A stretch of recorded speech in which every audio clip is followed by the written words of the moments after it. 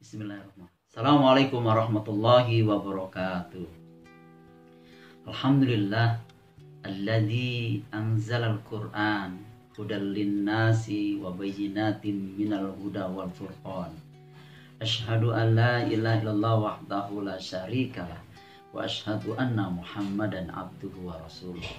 Allahumma shalli ala Muhammad wa ala alihi wa ashabihi ajma'in, amma ba'du.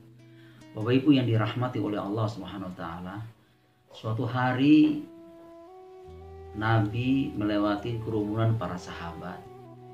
Kemudian sahabat berteriak, "Ya Nabi, ya Rasul, ada orang gila, ada orang gila."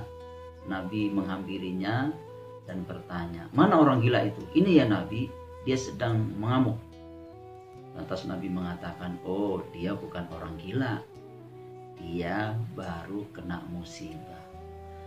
Tahukah kalian siapa orang gila yang sebenarnya? Al-Majnul Hakul Majnun. Saya tidak tahu ya Nabi. Orang gila yang sebenarnya adalah yang pertama, orang yang berjalan di muka bumi dengan sombong, meremehkan dan merendahkan orang lain. Dan yang kedua adalah mengharap surga Allah sambil berbuat maksiat. Dan yang ketiga, kebaikannya tidak pernah diharapkan sama sekali. Bapak Ibu yang dirahmati oleh Allah SWT, kita bisa ambil hikmah atau pelajaran dari dialog Nabi dengan para sahabat.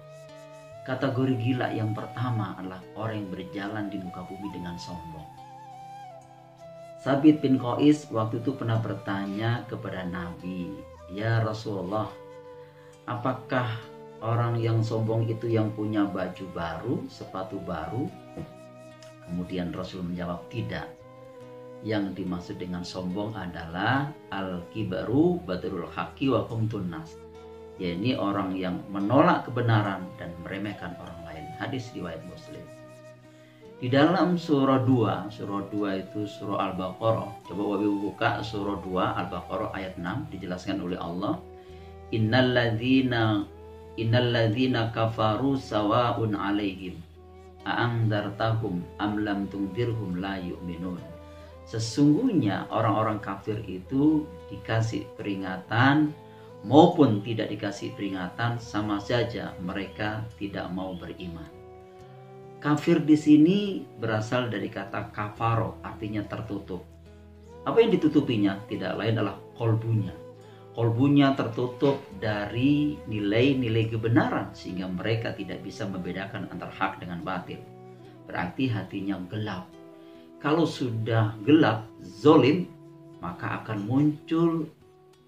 muncul yang disebut jahiliyah. Apa itu jahiliyah? Artinya bodoh. Bodoh di sini bukan berarti tidak pernah sekolah. Bodoh di sini adalah dia sudah sekolah sampai S3, namun mereka tidak bisa membedakan antara hak dengan batil.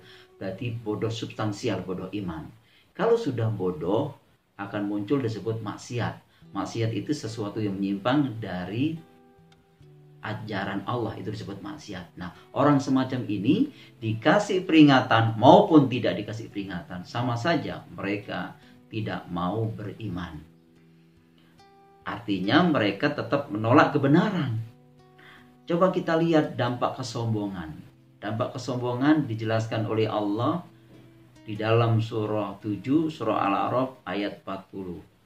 Innalladzina kadzabu biayatina wastakbaru anha. Sesungguhnya orang-orang yang mendustakan ayat-ayat Allah, kemudian menyombongkan diri terhadapnya. Pertama, dampak kesombongan adalah la tufattahu lahum abwabus sama. Mereka tidak dibukakan pintu-pintu langit. Dalam catatan Departemen Agama, tidak dibukakan pintu-pintu langit itu artinya tidak, doa dan amal mereka tidak diterima. Jadi dampak kesombongan yang pertama, doanya tidak diterima oleh Allah SWT.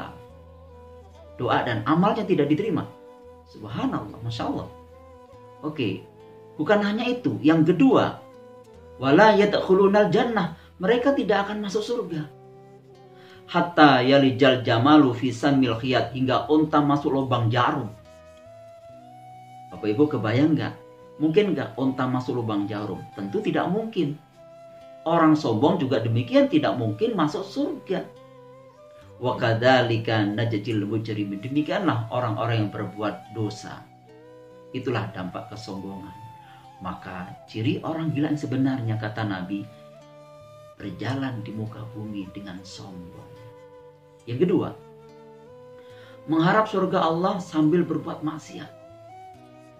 Coba Bapak Ibu perhatikan, ada orang yang mengharap surga Allah sambil berbuat maksiat.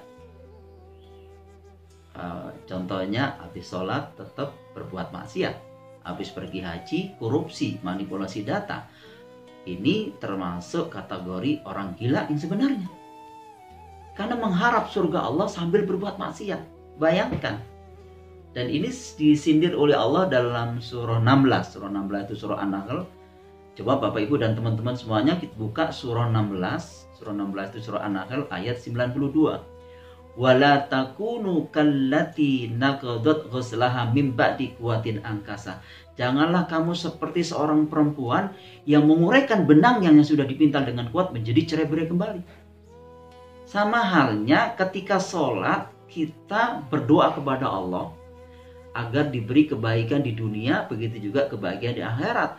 Lantas kemudian ditutup, dijauhkan dari siksa api neraka. Kan sering kita baca doa seperti itu kan. Robbana atina fid dunya hasanah wa fil akhirati hasanah wa qina adzabannar. Di dalam surah 2 surah Al-Baqarah ayat 201. Ternyata habis sholat, begitu bebenah pergi ke kantor, ternyata di kantor manipulasi data. Di kantor dia korupsi. Sama dengan di pagi hari menanam benih-benih amal soleh, menanam sendi-sendi gimana, di siang hari ditarik kembali. Di pagi hari nendun, di siang hari ditarik kembali. Maka nggak jadi. Nggak jadi seorang muslim yang benar, tidak jadi seorang muslim yang militan, tidak jadi seorang mukmin yang benar. Kenapa demikian? Karena habis berbuat amal soleh, kemudian berbuat maksiat. Nah, ini termasuk orang gila ini. Ya, jadi mengharap surga Allah sambil berbuat maksiat. Oke, baik. Yang ketiga, kata Nabi, yang dimaksud orang gila yang sebenarnya adalah kebaikannya tidak pernah diharapkan sama sekali. Jadi disensus atau tidak disensus, ada dia tadi dia tidak ada gunanya. Memang kebaikannya tidak pernah diharapkan sama sekali. Tidak ada berbuat kebaikan sama sekali di dunia ini. Ini termasuk orang gila yang sebenarnya. Bagaimana orang-orang di rumah sakit Grogol, misalnya di Malang di Lawang atau di Surabaya itu di Menur, mereka itu baru kena musibah, kata Nabi. Jadi orang gila sebenarnya adalah orang yang cerdas secara intelektual namun bobrok moralnya. Semoga kita bisa mengambil pelajaran dan kita dijauhkan oleh Allah dari penyakit orang gila yang sebenarnya. Dan kita yakin pasti bisa menjadi orang-orang yang benar. Dan kita yakin pasti bisa menjadi orang-orang yang lebih dekat dengan Allah. Semoga bermanfaat. Assalamualaikum warahmatullahi wabarakatuh.